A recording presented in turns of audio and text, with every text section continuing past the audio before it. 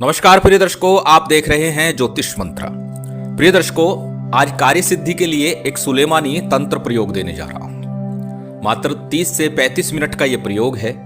एक ही बार करना है, दूसरी बार करने की आवश्यकता ही नहीं होती है और अत्यंत प्रभावी यह प्रयोग है। मैं स्वयं इसको पिछले 22 वर्षों में अनेक बार करा चुका हूं। गिनती नहीं है कितनी बार कराया होगा और यह बहुत ही शीघ्रता से प्रभाव दिखाता है।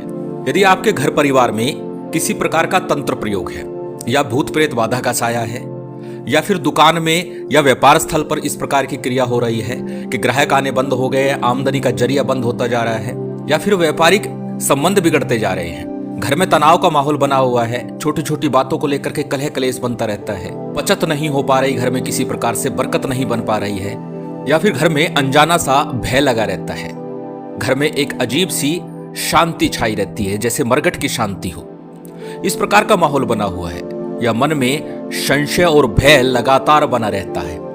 ये सारे लक्षण किसी न किसी तंत्र बाधा के और भूत प्रेत बाधा के दृष्टिगोचर होते हैं। यदि इस प्रकार की परिस्थितियां आपके साथ बनी हुई है तो निश्चित ही इस तंत्र प्रयोग को आपको करना चाहिए, क्योंकि जब इस प्रकार की परिस्थितियां बन जाती है तो कार्यों में विघ्न होते हैं, विलंब होते हैं और बने बनाए काम भी बिगड़ने लगते हैं। जिस भी कार्य में हाथ डालते हैं वह बिगड़ जाता है, बन नहीं पाता और जहां से संबंध अच्छे थे, बहुत अच्छे थे और हर प्रकार से आपका मान सम्मान था, वहां कुछ भी नहीं बच रहा है।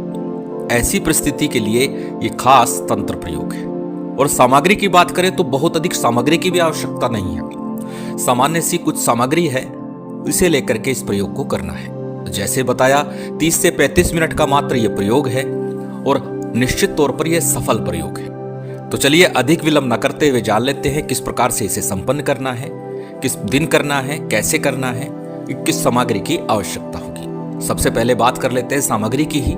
सामग्री आपकी स्क्रीन पर है। सामान्य सी कुछ सामग्री है, बहुत अधिक सामग्री की आवश्यकता नहीं है।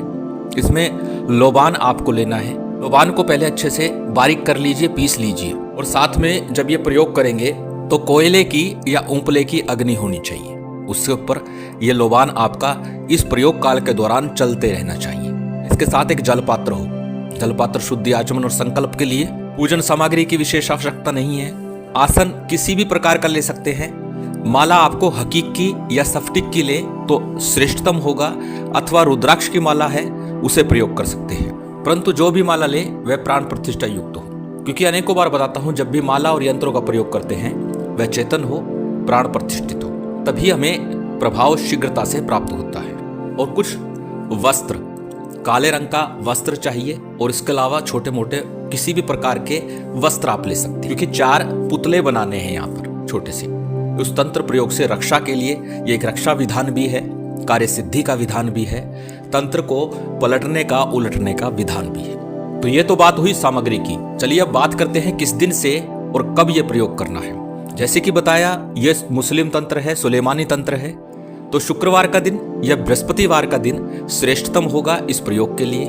रात्रि काल में यह प्रयोग आपको संपन्न करना है और रात्रि में 8 बजे के बाद आप कभी भी कर सकते हैं, परंतु श्रेष्ठतम होगा इसे जितना अधिक देरी से करें। अब देरी से करने के लिए इसलिए बोल रहा हूं ताकि बाहरी व्यक्ति आकर आपको आपके कार्य में विघ्न ना डाले, किसी प्रकार से दिक्कत परेशानी ना हो, कि आप ये कार्य कर रहे हैं और बीच में आपको उठना नहीं है, ना किसी से बात करनी है। इसलिए जितना अधिक देरी से करेंगे उतना शांतिपूर्ण तरीके से आप इस प्रयोग को संपन्न कर लेंगे। गुरुवार और शुक्रवार के अतिरिक्त आप इस प्रयोग को रविवार की रात्रि में भी कर सकते हैं, मंगलवार की रात्रि में भी कर सकते हैं। चलिए अब जान लेते हैं किस प्रकार से इस प्रयोग को संपन्न करना है। जिस दिन भी आप ये प्रयोग कर रहे हैं, अपने घर में पश्चिम दिशा की तरफ या उत्तर दिशा की तरफ मुख करके बैठ जाइए। अब यहाँ पर कई लोग प्रश्न कर देंगे कि बैठना कैसे है, मुस्लिम रीति से बैठना है या जैसे चाहे वैसे, जैसा आपका मन करे वैसे बैठ जाइए।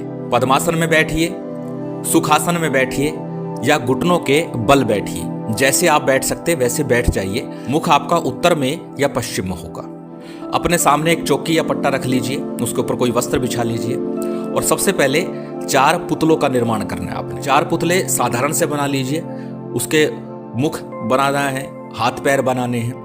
बहुत ज़्यादा सुंदर बनाने की आवश्यकता नहीं है कि भाई हमसे तो सुंदर नहीं बन रहा। जैसा आपसे बनता है वैसे 4 पुतले बनाने हैं आपको। 4 पुतले जब आपके बन जाए एक दीपक आप तिल तेल का या चमेली तेल का, सरसों तेल का, जैसा चाहे वैसे दीपक लगा लीजिए। क्रम साक्षी के रूप में दीपक लगाने के लिए बोल रहा हूँ, आवश्यकता विशेष नहीं है, लेकिन मैं हमेशा बोलता हूँ जब भी हम कोई कार्य करें तो दीप प्रज्वलित कर ले, जल का पात्र अवश्य हो। तो आचमन कर लीजिएगा और संकल्प कीजिएगा। संकल्प में क्या करना है, अपना नाम, अपना गोत्र, उस दिन का तिथिवार नक्षत्र बोलना है और साथ ही उस स्थान का नाम बोलना है जिस स्थान पर बैठ करके आप ये कार्य कर रहे हैं, अर्थात उस गांव का, उस शहर का नाम बोलना है और अपना संकल्प बोलना है, अपनी कामना बोलनी है। किस कार्य के लिए आप ये प्रयोग कर रहे हैं, घर परिवार में तंत्र बाधा है या दुकान में किसी प्रकार का कार्य कारोबार रुक गया है, बंद गया है, उसके लिए कर रहे हैं। जो भी आपका कार्य है या आपकी कामना है उसे संकल्प में आपको बोलना है। संकल्प का जल, अक्षत पुष्प जो आपने हाथ में लिया है, मात्र जल ले सकते हैं, आवश्यक नहीं है अक्षत पुष्प ले, जल लेकर के भी कार्य कर सकते हैं और फिर किसी थाली प्लेट में उसे छोड़ दीजिएगा। संकल्प के उपरांत में सबसे पहले गणेश जी का ध्यान कीजिएगा, उनका मनन कीजिएगा, चिंतन कीजिएगा। फिर अपने गुरु का, कुलदेव, पितृदेव का मात्र ध्यान करना है, पूजन विशेष आवश्यक नहीं है। वैसे तो प्रत्येक साधना सिद्धि में मैं बोलता हूं कि आवश्यक हो या ना हो, फिर भी थोड़ा सा पूजन अवश्य कर लेना चाहिए ताकि हमारे कार्यों में आने वाले विघ्नों को समाप्त किया जा सके। यहाँ पर ध्यान पूजन जिससे जैसे आप करना चाहे वैसे पंचदेवों का, कुलदेव, पितृदेव, स्थान देव, गुरु गणेश इत्यादि का कर लीजिए। अपने इष्ट का स्मरण ध्यान अवश्य कीजिए और उसके बाद में एक माला गणेश मंत्र करनी है। ओम गंग गणपते नमः इस मंत्र का जप कर सकते हैं। गुरु मंत्र के रूप में ओम नमः शिवाय का जप कर सकते हैं यदि आपके गुरु नहीं है, या फिर ओम गुरु गोरक्षनाथाय नमः इस मंत्र का जप कर सकते हैं, या फिर हमारे गुरुदेव द्वारा दिया गया मंत्र ओम परम तत्वाय नारायणाय गुरुभ्यो नमः इस मंत्र का भी जप कर सकते हैं। गुरु मंत्र, गणेश मंत्र के जप के बाद में आपको साबर सिद्धि मंत्र का 11 बार जप करना है। उसके बाद इन चारों पुतलों को चौकी के ऊपर रख दीजिए। अब कई लोग प्रश्न कर देंगे, खड़ा करके रखे, लेटा के रखे, बैठा के रखे, कैसे रखे? जैसी इच्छा हो वैसे रख दीजिए, केवल अपने सामने इन्हें रख लीजिए और अग्नि आपके पास जलती रहनी चाहिए। उत्तर अथवा पश्चिम जिधर भी आपने मुख कर रखा है, आपके दाहिने हाथ की तरफ अग्नि चलते रहने चाहिए, आग जलती रहनी चाहिए। थोड़ी सी अंगारी कर लीजिए वही, और उसके ऊपर आपको लोबान का धुआं चलाते रहना है जब तक ये प्रयोग चलेगा। इतनी देर लोबान का धुआं आपके प्रयोग काल के दौरान चलते रहना चाहिए। जब आपके तीनों मंत्र, गणेश मंत्र, गुरु मंत्र और साबर सिद्धि मंत्र का जप पूर्ण हो जाए, उसके बाद में इस मंत्र का जो आपकी स्क्रीन पर दिखाई दे रहा है, इसका स्क्रीनशॉट ले सकते हैं, किसी कॉपी नोटबुक में नोट कर सकते हैं। इस मंत्र का एक माला का जप इस मंत्र का आपको करना है। मंत्र जप से पूर्व मंत्र को अच्छे से याद करना और उसके बाद मंत्र का जप करना। जब तक मंत्र याद ना हो, कंठस्थ ना हो, तब तक मंत्र जप पर नहीं बैठना है।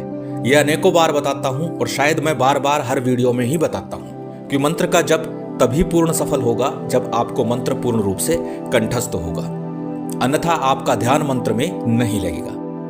मंत्र आपकी स्क्रीन पर है, एक बार बोल करके बता देता हूं। मंत्र इस प्रकार है, ओम नमो 7 समुद्र के बीच शिला जिस पर सुलेमान पैगंबर बैठा। सुलेमान पैगंबर के 4 मुवक्किल पूर्व को धाया देवदानों को बांधी लाया। दूसरा मुवक्किल पश्चिम को धाया भूत प्रेत को बांधी लाया। तीसरा मुवक्किल उत्तर को धाया अयुत पित्र को बांधी लाया। चौथा मुवक्किल दक्षिण को धाया डाकनी शाकनी को पकड़ लाया। 4 मुवक्किल चौदिशि धावे छल छिद्र कोई रह न पावे। रोग दोष को दूर भगावे शब्द साचा पिंड कांचा फुरो मंत्र ईश्वरो वाचा। अत्यंत सरल मंत्र है और निश्चित इसे सरलता से आप याद भी कर लेंगे। एक माला का जप आपका जब पूर्ण हो जाएगा, प्रत्येक पुतले को उठाना है और 7-7 बार यही मंत्र दोहराते हुए उसके ऊपर फूंक मारनी है। प्रत्येक पुतले के ऊपर 7 बार फूंक मारनी है और वो पुतला पुनः रख देना है। और इसके बाद में जब सभी पुतलों में 7-7 बार मंत्र बोल करके फूंक मार दे, उसके बाद एक एक पुतला घर के चारों कोनों के अंदर या दुकान के चारों कोनों के अंदर गड्ढा खोद करके दबाते चले जाइए। चारों कोनों में आपने दबा दिया, पहले से ही गड्ढा खोद के तैयार रख लेना। उसी समय खोदने की आवश्यकता नहीं है, पहले से उसे तैयार करके रख लीजिए।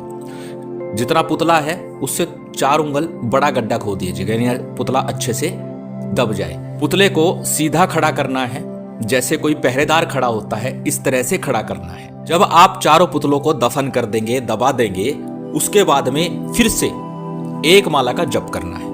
उसी मंत्र का एक माला का पुनः जप करना है और जप करने के बाद में पुनः चारों दिशाओं में जहां जहां पुतले आपने गाड़े 7-7 बार फूंक मारते जाइए।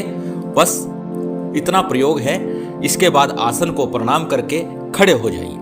आसन के ऊपर खड़े रह करके चारों दिशाओं में आपने फूंक मारनी है। इतने प्रयोग के बाद किसी भी प्रकार के विघ्न बाधा, सलचिद्र, भूत प्रेत बाधा, तंत्र मंत्र बाधा, हारी बीमारियां हैं, सब कुछ धीरे धीरे शांत होती चली जाएगी, समाप्त होती चली जाएगी। किसी ने तंत्र किया था वो तुरंत प्रभाव से पलट जाएगा, उलट जाएगा, समाप्त हो जाएगा। अत्यंत सरल विधान है। किसी प्रकार की क्लिष्टता इसमें मैं नहीं समझता। हो सकती है, बड़े ही सरल तरीके से है। कोई भी व्यक्ति इसे कर सकता है। महिलाएं भी कर सकती हैं, पुरुष भी कर सकते हैं। किसी प्रकार की बाध्यता नहीं है और किसी प्रकार के बड़े विधि विधान की भी आवश्यकता नहीं है। सामान्य सी सामग्री के साथ में यह प्रयोग संपन्न होता है। महामाई की विशेष कृपा आप सभी पर बनी रहे, यही कामना है। और उम्मीद करता हूं आज की ये जानकारी, ये वीडियो आपको अच्छी लगी होगी। यदि अच्छी लगी हो तो कृपया लाइक कीजिएगा, शेयर कीजिएगा। यदि चैनल पर नए हैं तो सब्सक्राइब कर बेल आइकन बटन दबा दीजिएगा। जय माता दी, जय श्री राम।